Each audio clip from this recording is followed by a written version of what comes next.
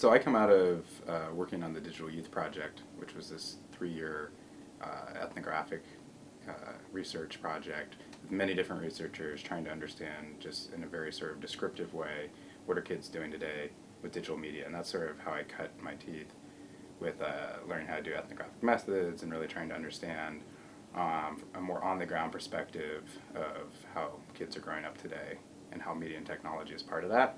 And coming out of that, I'd done 2 projects. One was in rural California, and the other was in Brooklyn. And we were trying to look very broad-based, but not too much at questions of sort of difference amongst kids, and not too much at sort of inequality issues. And both of my sites were more on the sort of had quite a few kids who came from less privileged backgrounds, and some of our other sites were in places like Silicon Valley, or just tended to be more affluent, and kids were very plugged in. So I started getting interested in questions about inequality as my dissertation was coming up.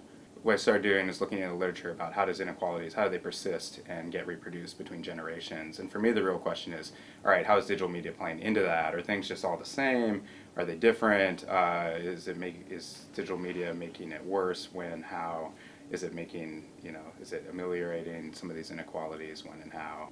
I don't think it's as simple as the technology, digital media as a whole, having some sort of impact one way or the other.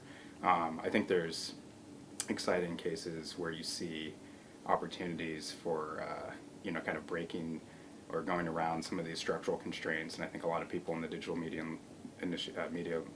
digital media and learning initiative are interested in trying to identify those. But at the same time, I think there's a lot of ways that digital media can be used to reproduce these inequalities and sometimes even make them worse. And so I think it's important that we pay attention to when that's happening as well. But down the road, and so alongside that, I'm going to stay involved. I'll be working with Mimi this year a little bit on some new research, probably in New York. And going forward, I think I'll look at academic work.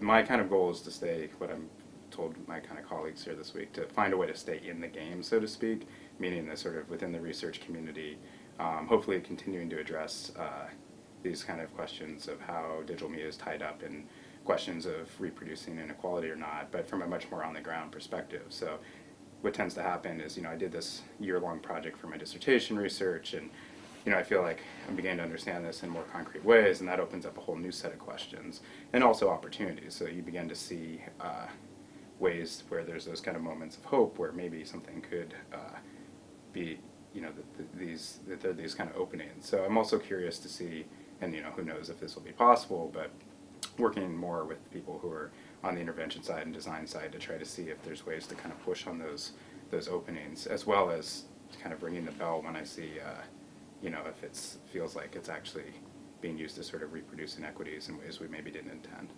So I think a big part of what's happened this week is bringing together people who are at a relatively early stage in their sort of research careers, but that share this interest and don't have a chance to really get to know each other on a sort of face-to-face level. And then the other thing that's been going on is that there's been opportunities to sort of see and hear from people who are further along in their careers and how they go about that, the sort of art of the trade, the tricks of the trade, so to speak.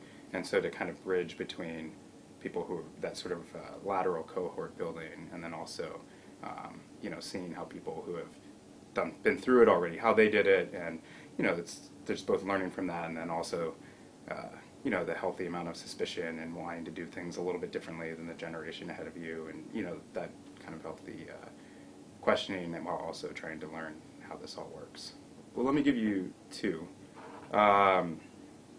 because one is more personal, maybe not for the internet or whatever. So one of our colleagues, in giving his presentation, just kind of really opened up on a very personal level with us in a way that I think is fairly rare when you're in a professional setting. And I think it was actually really refreshing and actually really good for the group. And that was a risky thing for him to do. So that was a very memorable moment, and I think it kind of reminded people why each of us, I think, has our own kind of reasons for being involved in this work, and frustrations and things as kind of whole people that don't always surface in when you're at conferences or when you're writing. And this was actually this kind of came up around writing and how much of yourself you can reveal in your academic writing. You present yourself in a very kind of distanced way, and that's changed to some degree over the time, but it still has this sort of distanced, authoritative voice that is supposed to kind of come through in your writing. And I think, you know, that to a certain extent, that's that's a fallacy, and it hides a big part of who people are. So just having that moment where he was very willing to be kind of open and exposed with us, I think it did a lot to make us kind of relate to each other as humans and not just as professional colleagues. I think that people have felt a general sense that they're a part of something, which, again, is normally distributed and fairly abstract, and you're kind of interfacing with it by reading things or perhaps writing stuff and contributing it. But it's there's something about actually sitting around a table or even being in a van with a group of other people where you know there's a sense of belonging and sort of camaraderie, and then again linking up with more senior people who have kind of already passed through some of these things that you're about to go through, and just being at the same table. I think that has kind of lasting effects on people's kind of sense of like, okay, I see how I can fit into this, and there's a place here, instead of it just being sort of this abstraction where you send off things into the ether and get it back and with comments on it, if that makes sense.